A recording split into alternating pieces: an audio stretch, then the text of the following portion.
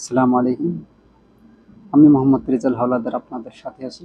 প্রতি মাসেই football Asia cup বাছাই পর্বে বাংলাদেশ বনাম ইন্ডিয়ার মধ্যকার ম্যাচটি নিয়ে কিছু বিশ্লেষণ।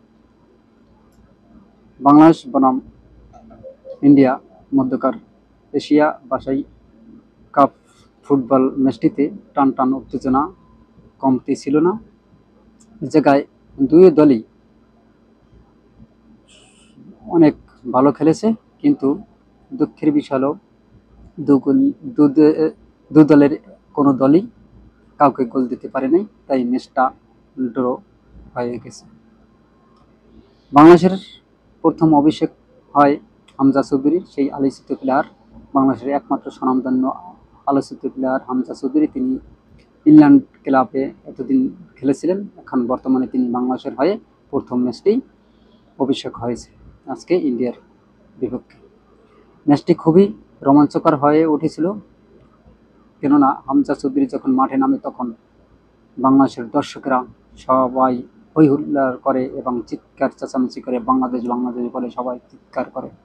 সত্যি বাংলাদেশ ম্যাচটি অত্যন্ত আনন্দ সহিত সবাই দেখেছে এবং সবাই বিস্মিত এবং চিন্তিত হয়ে দেখেছিল যে কোন কোডে গোল হয় এবং কোন পক্ষ গোল দেয়।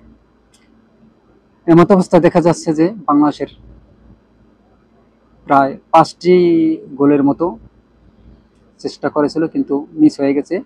3টি গোল কনফার্ম হওয়ার কথা ছিল, কিন্তু প্রত্যেকটি গোল ঠেকিয়ে দিয়েছিল ইন্ডিয়ার প্লেয়াররা।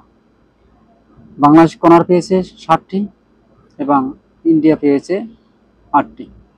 উভয় দলই কেউ কারো চেয়ে কম না, খুব সুন্দরভাবে খেলেছে।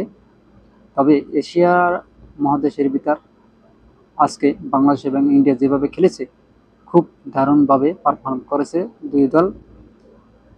আমরা ম্যাচটি দেখে খুবই উপভোগ করেছি। এরকম যদি ম্যাচ দেখা হয় তাহলে খুবই আনন্দ লাগবে, এবং যে বাংলাদেশ এবং ইন্ডিয়া যেভাবে একে অন্যের প্রতিদ্বন্দ্বী হয়ে দাঁড়িয়েছিল তা সত্যি অত্যন্ত আনন্দদায়ক ছিল এবং খেলায় একটা টান টান উত্তেজনার ভাব তৈরি হয়েছিল। এমত অবস্থায় আমরা 18 কোটি বাঙালি সবাই তাকিয়েছিলাম টিভির, কেউ টিভির পর্দায়, কেউ মোবাইলে, কেউ বড় পর্দায় এনেছিল হামজা চৌধুরী খেলা দেখার জন্য। এবং হামজা চৌধুরী যেভাবে খেলেছেন, বাহ দারুণ খেলেছেন, আমরা তাকে কৃতিত্ব দিতেই পারি। বাংলাদেশের হামজা চৌধুরীর নামার পর থেকেই বাংলাদেশের টিমের ভিতরে একটা আনন্দ উল্লাস এবং একটা প্রাণ খুঁজে পায়, এবং বাংলাদেশের খেলাটা টান টান উত্তেজনামূলক খেলা হয়েছে।